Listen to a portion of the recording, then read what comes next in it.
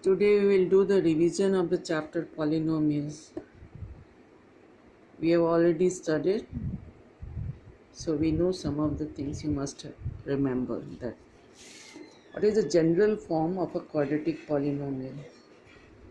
That is ax squared plus bx plus c, where a is not equals to 0. Now what is the relation between the zeros and the coefficient of the polynomials? So let alpha and beta are the roots of the quadratic polynomial. Then sum of the roots, that is equals to minus b by a, product of the root c by a. Now px, that is equals to ax square plus bx plus c. So we can write this as k x square minus sum of the roots into x plus product of the roots.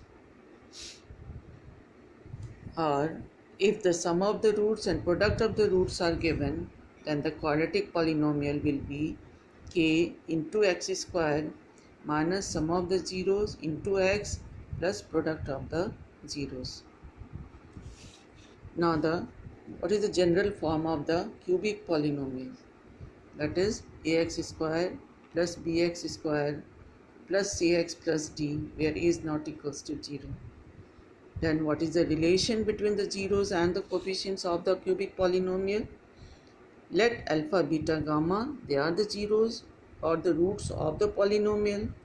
Then alpha plus beta plus gamma is minus b by a, and taking two roots at a time, that is alpha beta plus beta gamma plus gamma alpha, that is equals to c by a, and alpha beta gamma, that is equals to minus d by a.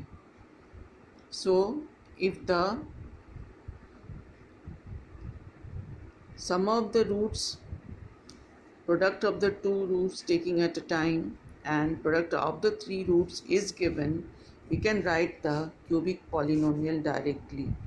That is k inside bracket x cube minus sum of the roots into x square plus product of the two roots taking at a time into x minus alpha beta gamma. So here we see it has started with first minus, second plus, third minus. Now next is the graph of the polynomial. Some of the things we have already studied, like linear polynomial, the graph is a straight line. It intersects the x-axis at one point. Quadratic polynomial, the shape of the graph is a parabola. U shape is a parabola, and it intersects the x-axis at most 2 points. Means one point. It may be 1 point and 2 points also. For the cubic polynomial, it has at most 3 zeros. Means it can have all the 3 zeros equal. Means 1 0 and the other 2 zeros are different. Next, so zeros of the polynomial means is the x coordinate of the point where the graph intersects the x-axis. So in the exercise 2.1, we see that some of the graphs are given. We are asked to find how many zeros it has. See the third part. The graph has intersected the x-axis at 3 points A, B and C. So the number of zeros will be 3. Now in the exercise 2.2, two questions are there.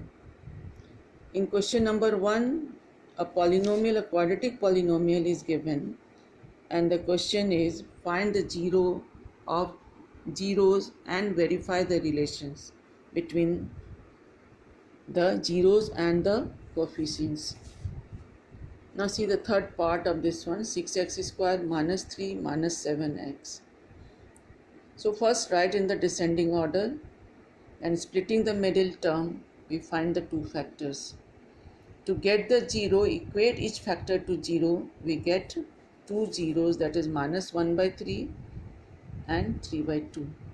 Now to verify, what we will do, First we'll find sum of the roots, means alpha plus beta, that is minus 1 by 3 plus 3 by 2, that is equals to 7 by 6, and that is also equals to minus b by a. So the first one is verified.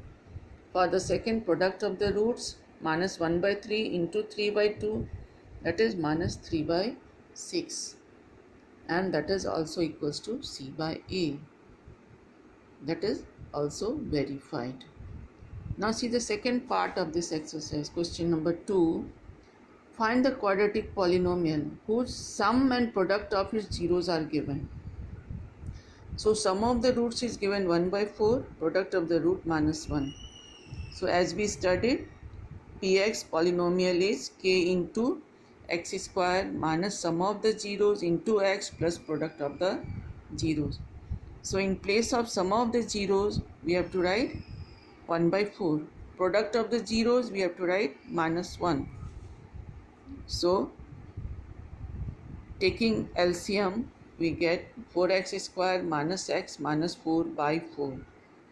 So we can write this as k by 4 into 4x square minus x minus 4, or we can write directly for px equals to 4x square minus x minus 4.